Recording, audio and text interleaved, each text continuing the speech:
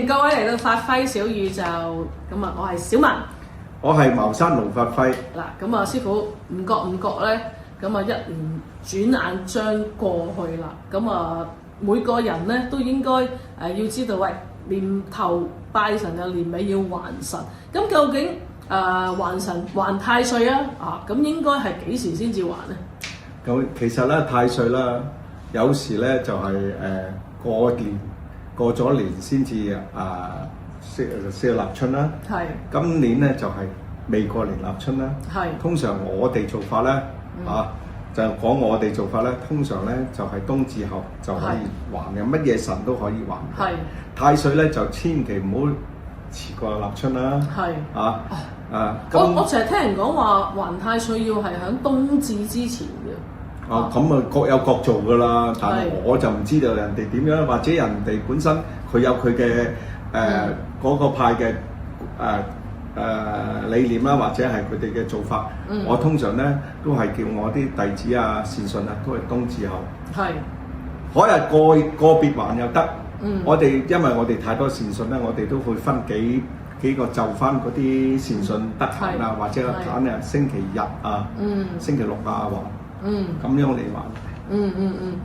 有冇話要擇日咁樣嘅？其實咧就要擇日嘅，還神咧就係唔需要嘅。係。因為點解咧？拜神要擇日，還神就唔使。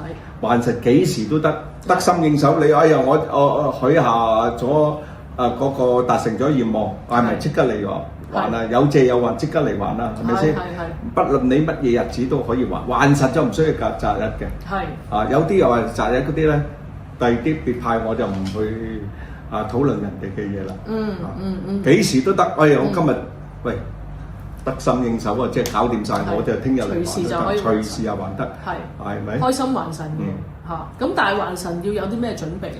還神當然啦，你係許下咩嘢樂願，最緊要許下咗個願係點樣，你就一定要用翻你個許下嗰個承諾去答謝翻神人。係。譬如你話我冇啊。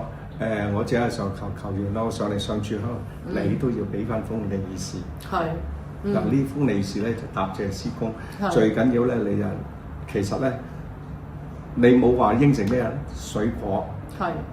利是，利是係代表咩？你用得人哋嘅香，你一定要俾翻封利是人哋嘅。係。多爭在你係多大利是一定細利是嘅。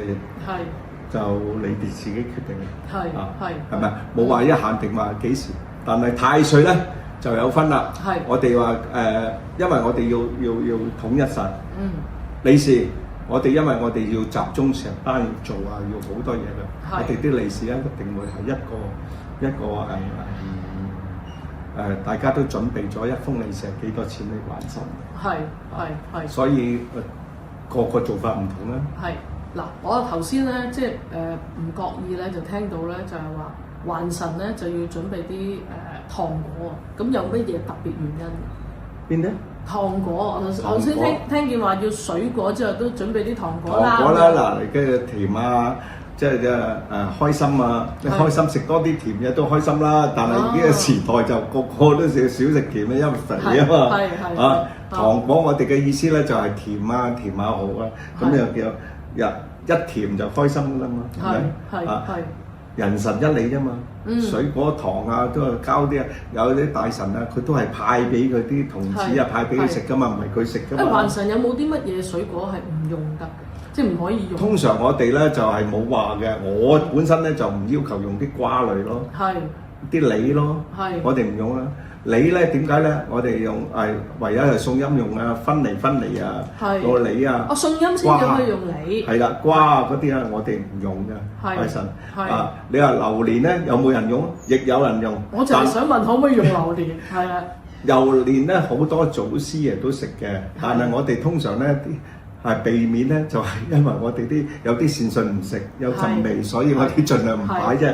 你話我食唔食？我都食嘅。係。嗱咁啊，除咗瓜唔用得，梨唔用得，就冇其他禁忌㗎啦。係啊，你又有啲神咧，我又知道喎，有啲神咧又可以羊肚又唔擺得嗰啲咪，我哋大眾嘅，大眾。總之我哋咧五色生果五種生果咧乜嘢都得，因為點解咧？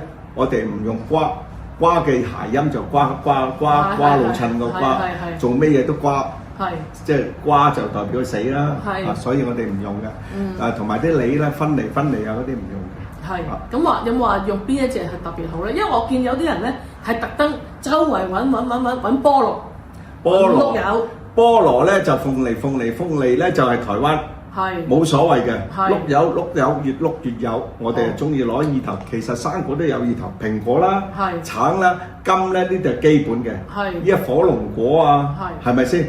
火龍果咧就係因為依家近代先至有啊，以前冇嘅，係咪？所以我哋中國嘅瑞獸啊，第一嘅就係龍啦，火龍果代表咪就尊敬啦，就係一定係 OK 嘅啊。我又即係我自己，呢個係我自己嘅。咁我就買生果還神咧，我通常會揀啲紅色嘅。紅色係好㗎，OK 喎，因為我哋本身喜慶都係用紅色㗎嘛。因為紅色、黃色啊咁樣啦，最緊要你睇個神喜歡係用咩色，好似我哋以前白龍王咁，佢用白色嘅。初頭好多人都唔習慣㗎嘛，但係習慣咗佢都係。嗱，你講開阿師傅啦，阿白龍王師傅啦，佢好中意派碌柚俾人。碌柚咧嘅意思係碌柚越碌越有，等你富有咁解。明唔明啊？明。所以咧啲碌柚。佢啲碌柚好好食㗎。係啊，但係我成日都諗起佢嗰陣時咧，我唔知佢咪整蠱我。我次次去親咧，佢成籮碌柚俾我。咁我其實禮手咧，我又真係碌晒出去俾人嘅。係好嘅，即係點解咧？通常咧佢愛嚟俾你食嘅，唔係愛嚟俾你擺嘅。但係好神奇嘅，佢係落咗發之後咧，碌柚咧會收乾晒嘅。收乾晒咧又唔會發毛嘅。收乾晒咧聚喺度等你，即係當咗一樣係聖物咁樣。係喎，你又講得啱喎。阿白龍師傅啲碌柚又真係我冇見過發毛。係喎，我仲記得佢係簽咗個名響上高。係啊，咁樣嗰啲係咪佢用法力保佑你咯？即係攞咗個嘢翻去，即係攞啲碌柚啊，即係攞啲財翻去咁嘅意思咯。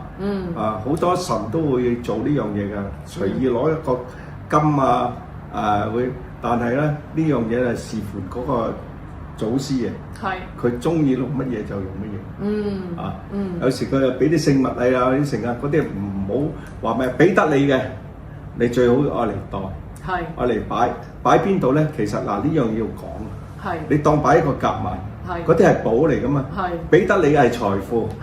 如果佢話俾得你帶住喺度等你冇病痛嗰啲，你就唔使擺夾萬啦。嗱，呢一個符咧就係阿盧師兄送俾我嘅，咁呢個符係。我唔記得咗係咩啦？呢條財符嚟嘅。財符係啦，咁佢就叫我擺住呢度，我到而家都擺住啦。因為點解咧？好多依家我哋都唔使帶現金嘅。攞個電話就可以交收，攞個電話就可以俾錢。就係當咗個銀包㗎。所以依家嚟講要跟時勢。你話有一日你有冇袋摸嗰啲冇攞現金啊？未必㗎。係啊，所以依家電話代表銀包。電話就係我哋嘅進帳。使錢嘅第一個就係用。你果然與時並進啊！有時咧要睇下啲嘢，要跟個時勢，跟嗰個你行嘅。如果你話始終擺翻呢度咧，始終係冇進步。所以我哋符章唔係擺銀包㗎啦，應該係擺電話。咁真係有啲料到啊！嗱，咁今日咧，我哋就傾住咁多先。下次我哋再傾其他議題。拜拜。